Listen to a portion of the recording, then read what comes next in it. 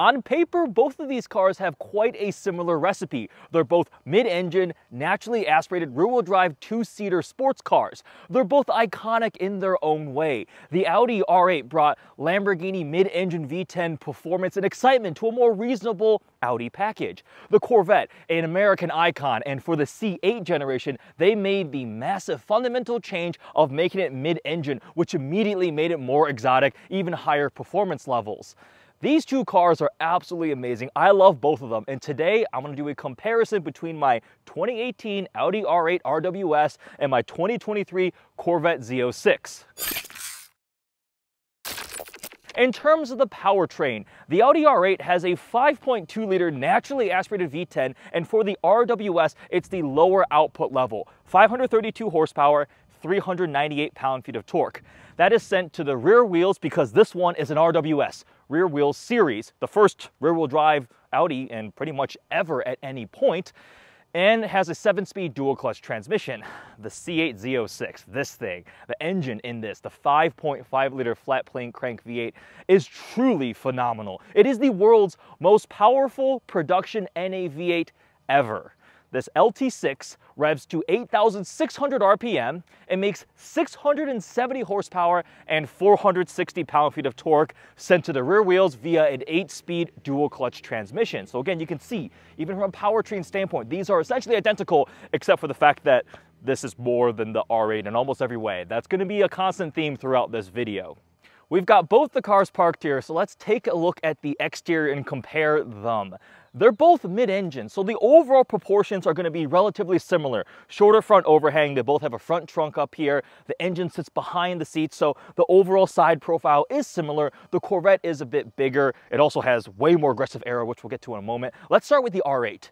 This is a RWS Gen 2, so the refreshed car, second generation. That livery is actually factory. That red one, that is based off of the R8 GT3, one of the race cars inspired by it. So a lot of people ask me, did I put those stripes on? No, that's an RWS signature. I also did the blacked out badges, got the black optics grille, and actually, as a relatively lower spec R8, this has no factory exterior carbon. So unlike a V10 Plus, we get exterior front splitter, things like that. This is an aftermarket carbon front lip. I love the way this R8 looks, especially with the blacked out front end on the Ibis white paint. Did the black badges on aftermarket wheels, 20-inch front and rear. The rear tires are 315s versus the Corvette, which has massive 345 section tires. This is just a more capable car. But back to styling. The R8 is iconic. I love the way these things look. Does not have the big fixed wing out back, has a little active wing here. The glass engine, you can see the engine itself, that giant 5.2-liter V10. It's beautiful with a cross brace. And one other really distinctive way to tell that this is an RWS is the side blades. So the side blades are one of the most iconic parts of the original R8 design. It's just this big piece that came across the side. And for the Gen 2, they kind of cut it through the body. And on the RWS, the lower half is painted body color, whereas the top is gloss black. So that is a big difference. Again, no carbon on this car. That's one way to tell that this is a factory RWS. Coming around back, I mean, I got the black badges here. Nice LED lighting, a little bit of a diffuser. Again, no carbon fiber. This little wing is active. It does come up. You could replace it with the V10 Plus wing or go even more aggressive aftermarket, but I just like the way this car looks overall. Huge fan of it. But now we come over here to the Z06. Again, the engine is back here. That 5.5-liter flat-plane crank V8. And a big part of why I wanted to buy the coupe versus the hardtop convertible is you can see the engine. And to me, that's one of the coolest things about mid-engine cars. You look in there and go, whoa, it's back there. The engine bay isn't as pretty as the R8. The R8 definitely has more clean design. You can see a lot of hoses and lines and stuff like that. But there is that amazing LT6. And this car has the Z07 package. So that's the more aggressive track aero. Carbon fiber, fully exposed. You can get it painted, but I was able to get the fully exposed one, which has this big fixed wing, which just looks so freaking cool. It is actually mounted to the frame, so it's sturdy, functional, center exit exhaust tips. If you note on the regular C8 Stingray, they actually went to outboard split tips, but on the Z06, they brought it right back into the middle. Quad tips, kind of Corvette signature, that all blacked out. Badges and everything. It's the carbon flash metallic. Z06 is also way wider than a regular Stingray. This entire section here over the wheels and also up front from this body line outwards is all wider, and it's just so much more aggressive. It gives us this stance that it's supercar level. On the road, the Z06 looks absolutely ridiculous. The color is rapid blue, and I'm so happy. This is the first time I've ordered a car of this level from the factory, brand new, and I wanted to do this bright blue. We also have the carbon fiber canards, the dive planes up front, more aggressive splitter.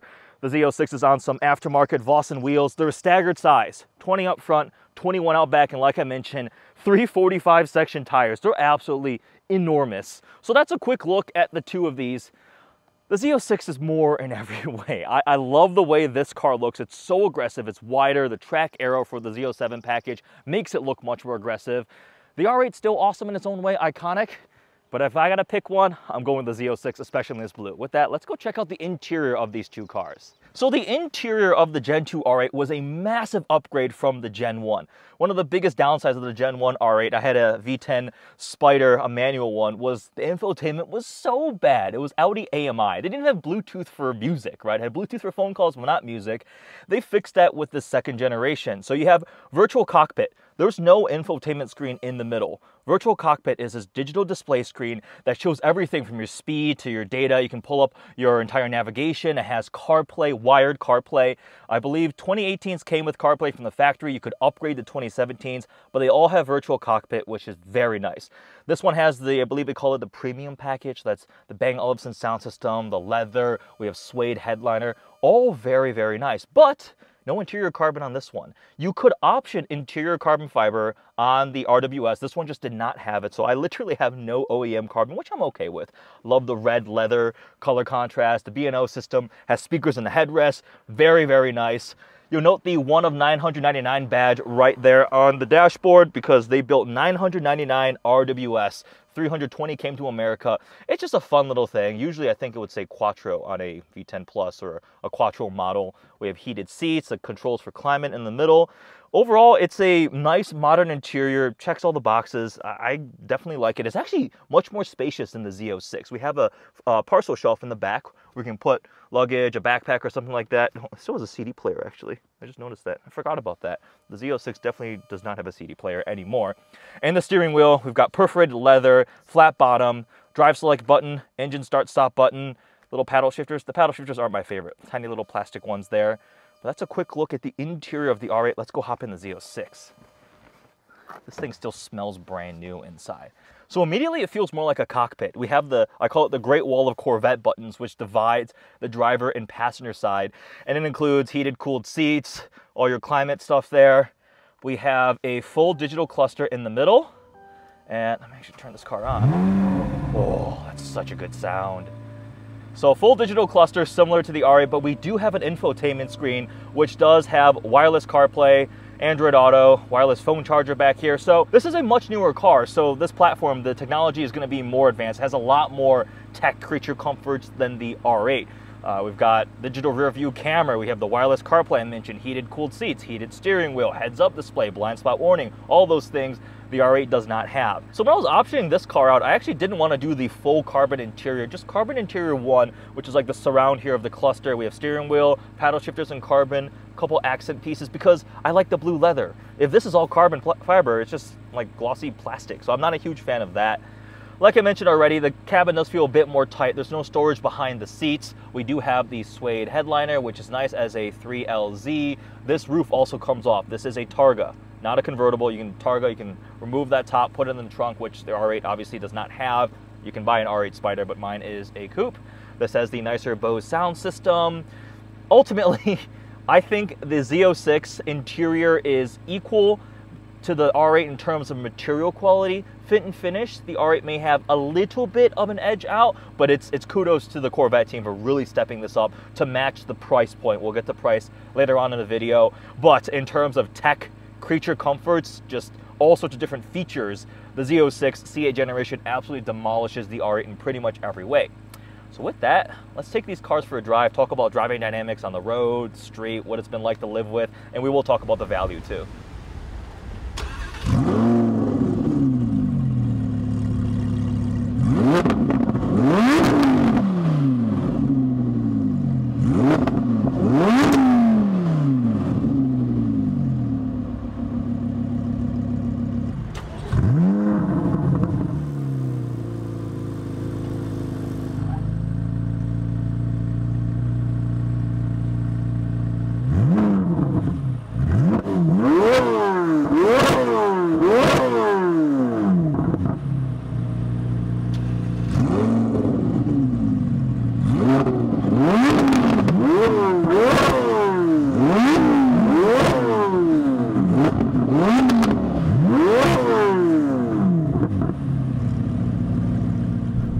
Starting off in the R8, let's talk about what exactly the RWS is.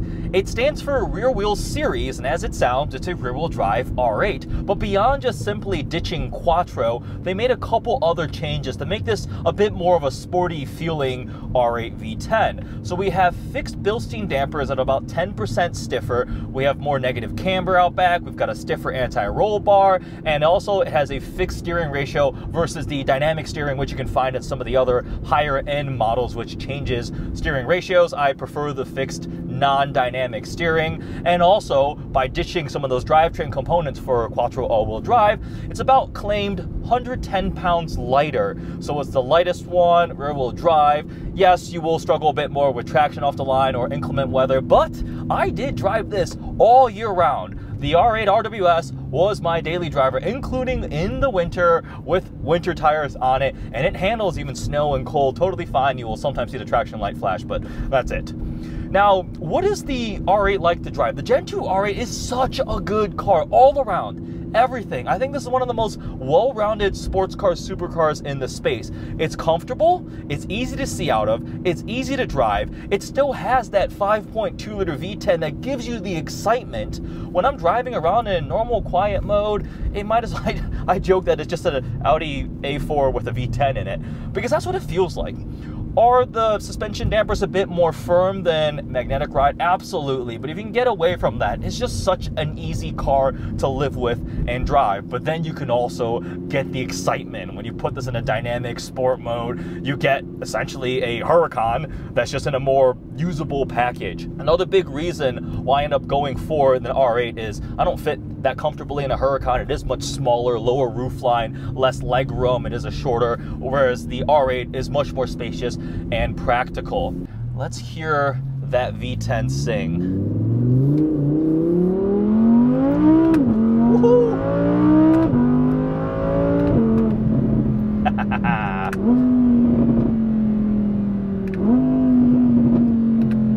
The transmission is very quick, S-tronic, dual clutch 7-speed versus the outgoing paddle shifter Gen 1 R8, which was unusable. R-tronic, I sometimes like calling it R-tragic, because it is just slow, like the single clutch.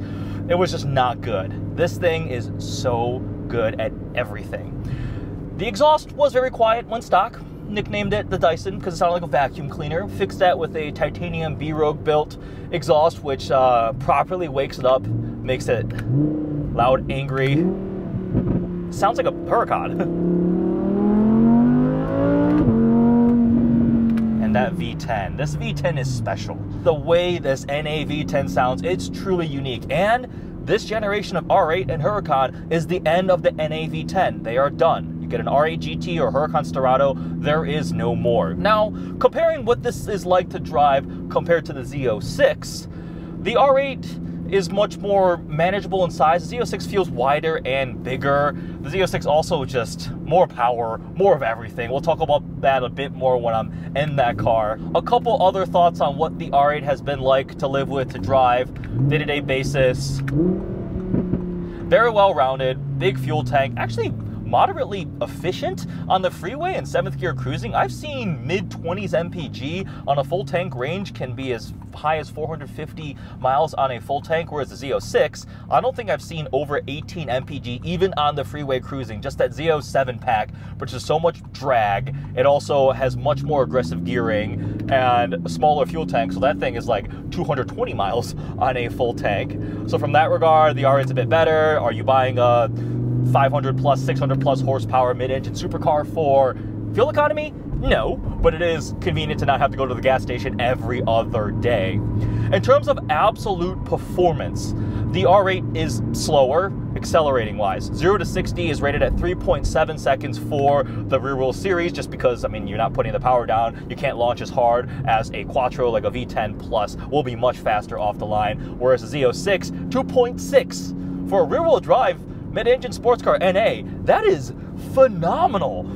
Top speed is where the R8 wins. I assume it's just gearing, aero, things like that. Top speed, does it really matter that much? Neither will do 200 miles an hour, so you don't have the bragging rights. This is rated at 199 miles an hour top speed. The Z06 with the Z07 is rated at 189 miles an hour. With the non-Z07, it's at 195, so cool. This is slightly faster, but it's that straight line acceleration. The Z06 definitely is faster.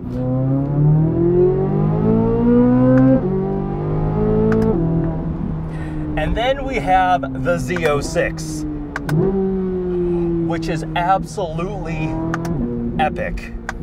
I did get to track the Z06, both non-Z07 and Z07 equipped cars on the media drive at Pittsburgh Raceway. And I'm telling you guys, this car is an animal. It is so capable. The levels are so high. From the factory, the Z07 package car is the more track-oriented one, and it comes with Michelin Cup 2R tires. Those are essentially race slicks, and the grip, the aero, the power is immense. It would absolutely demolish the R8 around a racetrack, and it feels like it's at home on the track. So on the track, this thing is just ridiculous. Is it as nimble feeling as like a GT3 or something like that? No, but the Z06, especially with the Z07 package, will demolish anything short of a GT3 RS pretty much. It will keep up with Huracan, Technica, GT4 RS. We're talking about cars twice to 3 times the price point of a Z06. That's how good this thing is. And on the track, it is an absolute beast of a car. We have the variable performance traction management, the different drive modes, the carbon ceramic brakes, the more aggressive carbon aero. It's a beast. You can also get it with carbon fiber wheels, which makes it even lighter, unsprung weight. That's for pretty exotic cars to have carbon fiber wheels. Now, on the road, what is the Z06 like? Given how capable this car is on the track, it's actually phenomenal and very impressive how usable it is as a daily driver on the road. It has this dual personality, which not many high-end sports cars, supercars can achieve. You look at something like the R8, I think that trends more towards the daily usability for the road. It's got that exotic performance, it's got the credentials that can handle a canyon road or on a track, but that's not its stated intent and purpose. Whereas a GT3 RS, a Huracan STO, that is full on for track, and it just has some bare minimum concessions to allow it to still be livable on the road. Whereas the Z06 is so well-rounded,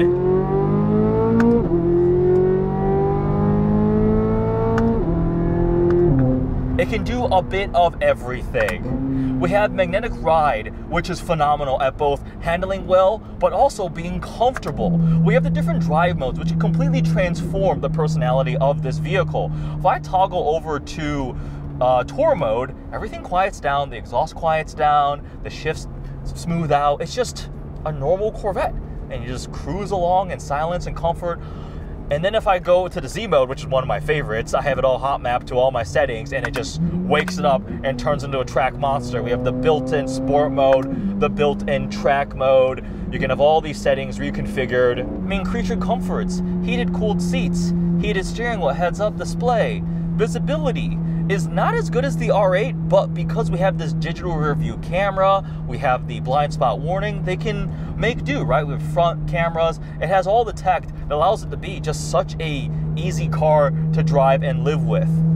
On the road, this also has way more road presence than the R8. The R8 is very cool. I love the way that thing looks. I'm seeing it in the rearview mirror right now. But the Z06, it's wider. The color definitely helps it. It's bright freaking blue. The massive fixed wing, the canards. It just has more aggression to it. It definitely stands out. It turns more heads on the road. So road presence, we're talking supercar levels of attention. Oh, that noise though. It just keeps on going and going and going. Listen to that.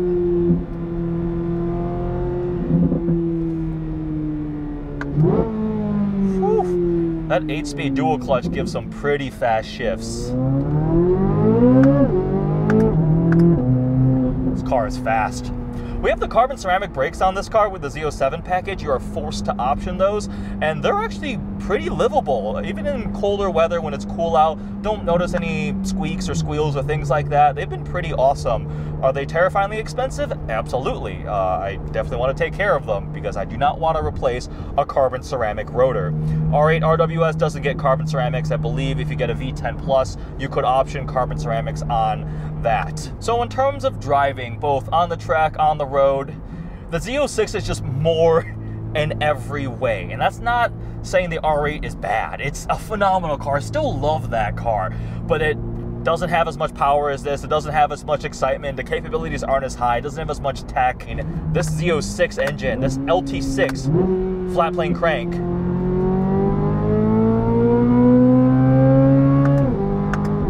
is even more ridiculous, I think.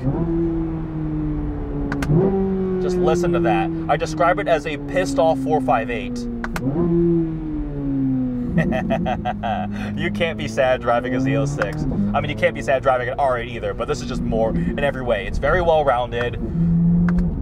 It just does things a bit better, I think.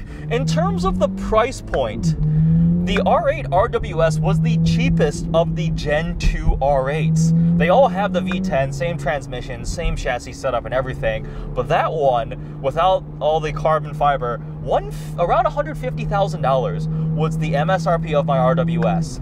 This Z06's option is about a medium option car, $151,000. So they are pretty much exactly the same MSRP. Now you can bring the Z06 up even higher with carbon fiber wheels. You can get the hardtop convertible, add a couple of the accessories. I wanted to keep it around that $150K price point. Same thing for the R8. If you got a Quattro or a V10 Plus or the refresh of those, the price just kept going up and up and up and up. But for the price point, there's also something to note.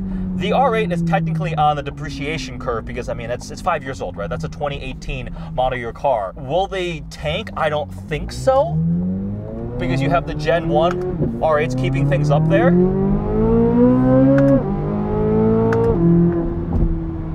But are those gonna appreciate a ton? I don't think so. And there was also the mid-cycle refresh to the Gen 2 R8, so that's not like the last one. Whereas the Z06, being the new kid on the block, the new one that everybody wants and you can't get, the market value for the Z06 is insane. I mean, markup has been $50,000 to $100,000 from what I've seen, so we call it a $200,000 car. Yes, this has a better market price. Do I think it's a better buy going forward?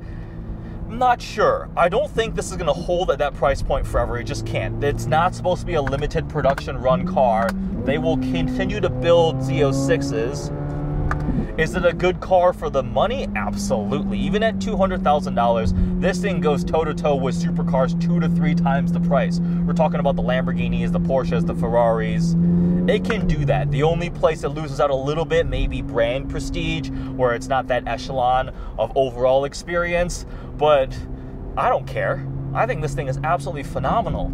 And then at the end of the day, if we look at pricing, $150,000 versus $150,000, I'm taking the Z06. It's more than the R8 in every single way. No detriment whatsoever to the R8. I still love that car, but sorry, the Z06 is it. It's the new one. It's just more exciting. So there it is. Comparison, thoughts, and review of the R8 and the Z06. They're both amazing machines. They are both absolutely amazing machines. And I love NA V10s, but the Z06 is my new favorite. Hope you guys enjoyed this video. Thanks for watching. And again, thanks for all the support.